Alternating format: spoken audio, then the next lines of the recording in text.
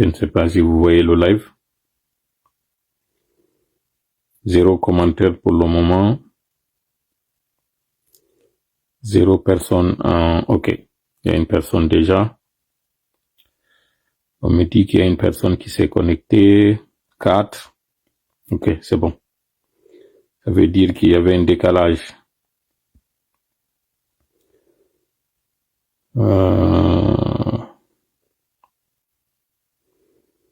Voilà. Dès que vous rentrez, vous savez ce qu'il faut faire.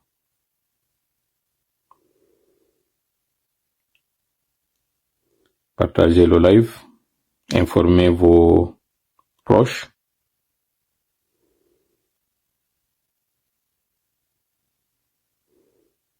Voilà. Vous avez compris déjà le sujet. Procès en appel de Monsieur Aliouba, président du Modèle, président de la jeunesse consciente, homme de l'espoir, celui qui incarne aujourd'hui la résistance face à la tyrannie, face à l'injustice, face à l'arbitraire. 3e jour d'audience en appel. 3e jour sans encore obtenir une finalité. On le trimballe chaque fois que l'audience est là, il y a toujours un coup foiré qu'on prépare contre lui pour toujours saper son moral, casser l'élan de sa détermination,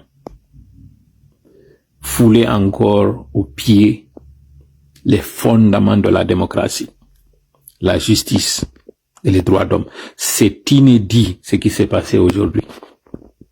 Du jamais vu.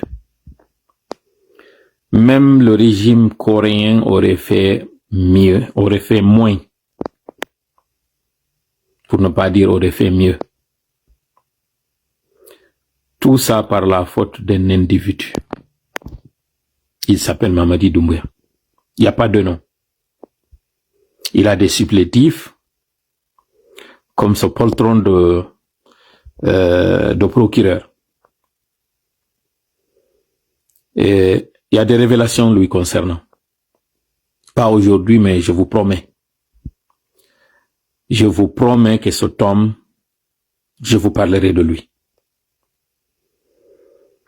Il ne m'intéressait pas jusqu'ici, il ne nous intéressait pas parce qu'on estimait que c'était moins que rien.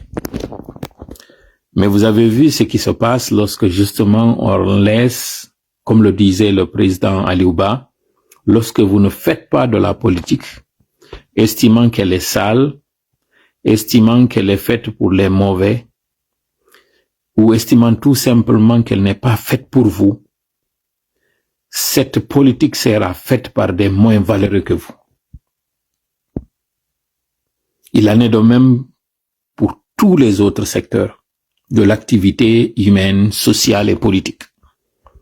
Lorsque ceux qui sont supposés être vertueux refusent, s'abstiennent ou négligent de prendre leurs responsabilités, c'est des moins que rien, comme Fallou Doumbouya, qui seront là à faire le sale boulot. Mamadi l'avait dit, nous allons faire le sale boulot. Et c'est ça qu'ils sont en train de faire aujourd'hui. Et le moment est venu, justement, pour en découdre avec ces personnes. Le moment est venu pour mettre fin à cet arbitraire. Le moment est venu pour qu'on dise, stop, enough is enough.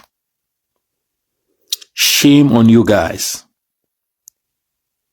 Shame on you. I said once again, shame on you. Why? Pourquoi? Pourquoi tout cet acharnement contre Aliouba? Pourquoi toutes ces basses manœuvres? Pourquoi avoir rempli la salle parce que parce que vous avez vu que la population a décidé de venir l'accompagner? Parce que jusqu'ici, c'était ça l'erreur que nous étions en train de commettre. Laisser le terrain libre à ces gens-là de faire ce qu'ils veulent. Parce que jusqu'ici, on était dans la futilité. Jusqu'ici, on était dans la diversion. Jusqu'ici, les gens faisaient comme si de rien n'était. Voilà ce qu'on a fait pour les camarades Fonike Mengue, pour Biloba, Habib Marwan, Nimaga et tous les autres. Ils ont été arrêtés. On a fait comme si de rien n'était. Voilà, maintenant, vous voyez, lorsque la population décide de se lever, lorsque cette population décide de se mobiliser, vous voyez les effets. Vous voyez ce que ça donne. Jusqu'ici, il faisait ce qu'il voulait. Lorsque vous avez décidé de répondre à l'appel des citoyens engagés pour la démocratie, les citoyens activistes que nous sommes, voilà le résultat. Et là, c'est dire que vous n'avez fait qu'une mobilisation pour venir pacifiquement assister à ce procès. Mais regardez la panique. Ils ont dû prendre des gendarmes. Bala Samora a demandé à des gendarmes, comme à leurs habitudes, pour toujours gonfler l'effectif, ils font recours à des gens engagés par le contribuable, au nom du contribuable, pour servir ce contribuable, mais aussi des gens payés par ce contribuable. Des paramilitaires supposés être là pour la défense de la patrie, pour la sécurité. Pendant ce temps, ils sont en train de commettre des crimes en haute banlieue, à l'intérieur du pays.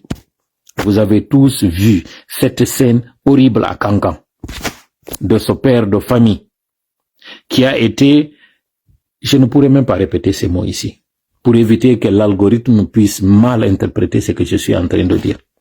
Pendant ce temps, quand il y a des événements de propagande, on prend ces recrues, supposément engagés pour la sécurité, ils s'infiltrent en civil pour tout simplement gonfler l'effectif des manifestants. Dans quel monde sommes-nous? Et dire que nous sommes au 21e siècle, en 2025, et dire que ce sont des jeunes qui sont allés à l'école, qui ont compris c'est quoi le juste, c'est quoi l'injuste, qui ont vu que le monde aujourd'hui a évolué, qui ont vu que la dictature ne mène à rien, qui ont lu des livres d'histoire, qui ont compris que l'injustice a toujours engendré l'injustice et qu'une nation dans une injustice ne prospérera pas. C'est des gens qui sont allés à l'école. C'est des gens, pour certains, qui ont subi les effets de l'injustice, le premier régime, mais qui aujourd'hui font comme s'ils étaient allés à l'école pour tout simplement être des spectateurs, pour aller suivre un film hollywoodien, qui aujourd'hui font subir le martyre à des gens, à des honnêtes citoyens. On enseigne le bon et le mauvais à nos enfants. Tu demandes à un enfant qui est à la maternelle, who's the bad guy? Ils te diront, c'est qui le méchant? C'est qui le gentil? Depuis l'enfance, on nous apprend que les méchants finissent toujours par se faire rattraper. Depuis l'enfance, tu demandes à un enfant de 4 ans, who's the bad guy? Il te répondra, c'est qui le méchant? Ils te diront que le méchant se feront prendre par la police. Ils te diront que le méchant terminera mal. Tous les contes, toutes les légendes nous enseignent que le mauvais finit toujours par se faire rattraper par ses mauvaises actions.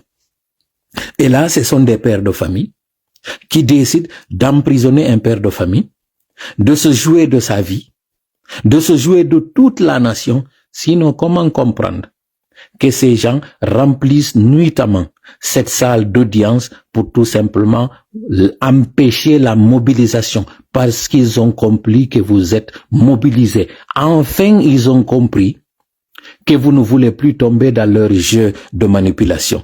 Enfin, ils ont compris que les citoyens en ont marre d'eux. Enfin, ils ont compris que vous êtes réveillés. Et ce réveil du peuple, comme l'a dit Tiken Jah Fakoly, le peuple est fort, mais il ne le sait pas. Il détient le pouvoir, mais il ne le sait pas. Et le jour où il le saura, ça va être la fin pour l'injustice. Il gagnera tous les combats, parce qu'il les gagnera. Le peuple que vous êtes, que nous sommes, nous gagnerons le combat. Voilà pourquoi aujourd'hui, nous venons dans ce live pour d'abord vous féliciter, vous remercier et vous encourager encore une fois. C'est cette mobilisation qui a fait qu'aujourd'hui, ils ont dû passer encore à une autre stratégie. Celle d'empêcher à ce que les gens sachent ce qui est en train de se passer dans cette salle d'audience. Qu'est-ce qui est plus grave ou qu'est-ce qui était plus grave qu'un procès aux criminels? Un procès de crime contre l'humanité. Cette salle a servi de réceptacle pour ce procès. Ça a été médiatisé. Tout le monde l'a vu. Qu'est-ce qui était plus grave que le contenu de ce procès? Qu'est-ce que le procès d'Aliouba a de plus sensible pour qu'on interdise sa médiatisation? Dites-nous aujourd'hui. Pourquoi vous avez empêché aux journalistes d'entrer dans cette salle d'audience? Pourquoi vous avez interdit aux citoyens, alors que le procès il est public? L'audience est publique. Il s'agit d'un fait qui ne relève pas du criminel. C'est peut-être un délit, mais ce n'est pas un crime que M. Aliouba a commis. Pourquoi vous avez même empêché à certains diplomates d'être dans la salle d'audience? Qu'est-ce qu'il y a de très sensible dans ce procès pour que vous en fassiez un secret d'État? Est-ce qu'il s'agit d'une atteinte à la sécurité de l'État? Est-ce qu'il s'agit d'un sujet sensible concernant la vie privée d'une personnalité, sa situation de santé, qui pourrait entraîner l'instabilité du pays? Non, et 1000 fois non. Vous avez tout simplement perdu la face. Vous avez tout simplement perdu la raison. Vous avez compris que dans ce procès, Aliouba est une victime et vous ne cessez de le rendre populaire. Chers citoyens, peuple de Guinée, le moment est venu pour qu'on en découde avec ces gens-là. Puisqu'ils veulent torturer l'homme, puisqu'ils veulent se foutre de la population, des citoyens que nous sommes, en utilisant les moyens de l'État, ce procureur, c'est vous qui le payez, c'est nous qui le payons. Ce procureur n'est pas engagé par des frais privés. Ce procureur, c'est nous qui le payons. Ce procureur est supposé être là au compte des victimes. Mais ce procureur finalement devient le bras armé de Mamadi, le bras armé de Bala Samora. Voilà le problème. Lorsque le procureur est en train de faire de l'injuste, il faudrait que nous soyons justes envers nous. Voilà pourquoi nous appelons tout le monde à se mobiliser pour un événement que nous allons dénommer le 25-25. Ça veut dire le 2 mai 2025. Le prochain 2 mai 2025, nous allons immobiliser le pays sur toute son étendue. Si Aliouba n'est pas libéré, là, l'audience a été aujourd'hui compromise parce que ils ont voulu commettre un crime à l'abri du regard. Ils ont voulu intimider Aliouba, casser le moral parce que la dernière fois, ils ont vu combien de fois il a gagné en popularité, combien de fois il a tenu tête à ces injustes, combien de fois sa bravoure a été encore démontrée. Il fallait le couper du monde extérieur, il fallait le couper de ses militants, de ses sympathisants, de toutes ces personnes éprises de paix et de justice, de toutes ces personnes qui ont à cœur la démocratie, l'état de droit. Voilà pourquoi ils ont décidé, en violation de toutes les règles de droit, de faire cette mascarade d'aujourd'hui. Le peuple de Guinée, soyez prêts, soyez mobilisés, puisqu'ils veulent se foutre de nous, nous allons leur montrer que cela est inacceptable. Cet acte d'intimidation ne passera pas. À l'image du Sénégal qui s'est levé pour Ousmane Sonko et Diomaye Faye, le peuple de Guinée peut le faire. Nous l'avons fait avant plusieurs nations. La Guinée de 1958 qui avait dit non à la colonisation dira non encore une fois à cette assistance de la France à cette injustice. Vous ne pouvez pas du tout demander la libération de Boualem et laisser Aliouba dans les mains de ces putschistes. L'Algérie est un pays souverain. Le président algérien est un président qui a été démocratiquement élu, ce qui n'est pas le cas de Mamadi Doumbouya et sa bande. C'est criminel. Doublé de narcotrafiquants, vous ne pouvez pas aujourd'hui, la France, prétendre que vous êtes en train de lutter contre les narcotrafiquants et être de mèche avec Mamadi Doumbouya, qui est un narcotrafiquant connu par vos systèmes. Vous connaissez très bien l'horreur que Mamadi Doumbouya est en train de jouer. Trop c'est trop, nous en avons vraiment marre. Ce que vous êtes en train de faire là, ce double jeu, vous ne pouvez pas du tout continuer là-dessus. Vous pouvez dire la vérité, vous ne pouvez pas vous lever pour cet Algérien. Bien qu'il ait la nationalité française, c'est un citoyen du monde, c'est un écrivain. Aliouba, c'est un écrivain qui a des ouvrages. Aliouba, c'est un homme politique, ce qui n'est pas le cas de Boualem. Vous ne pouvez pas du tout aujourd'hui faire un tapage médiatique autour de Boualem, tout simplement parce que vous voulez en découdre avec l'Algérie et laisser ce protectorat. Vous êtes en train d'installer une colonisation de nouveau sur ce territoire guinéen. Nous ne l'accepterons pas. Je dis encore une fois, je répète, le FRAPP n'acceptera pas cette nouvelle colonisation. Si vous ne voulez pas que les intérêts français soient aussi sur la liste de ces boycotts, il est temps que vous preniez vos responsabilités. Ce procès est un procès public. Et ce qui est en train d'arriver à Aliouba, c'est de l'injustice pure et simple. Il n'y a pas deux mots. Ce procureur, c'est un bras armé du pouvoir. Vous ne pouvez pas du tout rester les bras croisés et rester silencieux, indifférent à ce qui est en train de se passer. Aliouba était dans vos murs quelques jours avant son arrestation. Vous connaissez tous que c'est un procès. Ce procès est un procès politique contre un homme politique. D'abord, pour s'accaparer d'un pouvoir de manière injuste, mais aussi écarter des personnes qui sont légaux, légitimes. Si toutefois la communauté internationale veut défendre des valeurs, c'est le moment de se lever et montrer que vous êtes sincère dans ce que vous êtes en train de faire et dire. Vous ne pouvez pas, monsieur Emmanuel Macron, dire que vous défendez des valeurs pour l'Ukraine et laisser Mamadi Doumbouya, qui est un criminel, un bandit, qui a assassiné une armée républicaine qui défendait un président démocratiquement élu, fut-il élu dans des conditions qui sont discutables, mais c'est un président. Aujourd'hui, si vous êtes silencieux parce que tout simplement vous défendez des intérêts, nous ne pouvons pas l'accepter. La France doit prendre ses dispositions et ses positions. Vous ne pouvez pas du tout cautionner ce qui est en train de se passer. Cette coopération militaire entre la Guinée et la France doit s'arrêter. Vous l'avez promis à plusieurs reprises, mais nous voyons que vous êtes en train tout simplement de jouer à la montre. Vous devez prendre vos dispositions. Il est temps de prendre vos dispositions et de prendre vos distances face à cette gente criminelle. C'est paradoxal ce que vous êtes en train de faire.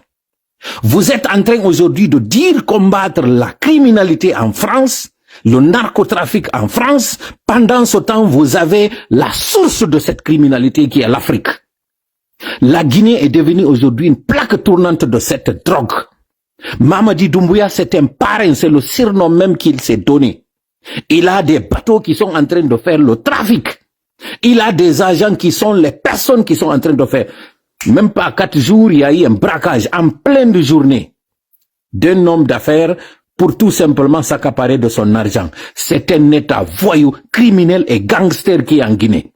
Vous ne pouvez pas du tout le cautionner. Le temps est venu pour que la France vraiment prenne ses distances de ces criminels. Sinon, devant l'histoire et aux yeux de la communauté internationale, nous porterons plainte contre la France pour cette complicité. Vous ne pouvez pas du tout être complice de l'arrestation de Foni Kemengue, de sa torture, et aussi être là les citoyens, les observateurs amorphes, inertes, inactifs de ce qui est en train de subir Aliouba. C'est inacceptable. Nous ne pouvons pas du tout le cautionner. Trop, c'est trop.